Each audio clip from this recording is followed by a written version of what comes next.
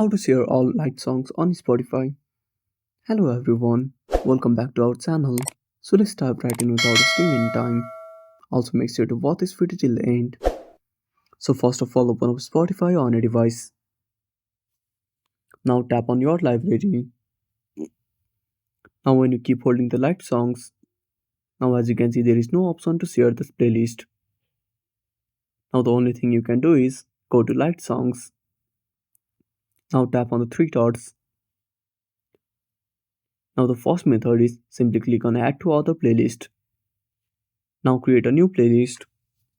Now name it liked songs. Then tap on create. Now simply go back. Now tap on the liked song playlist. Now repeat the same process for all of the songs. Or you can simply tap on three dots and tap on share to share the music.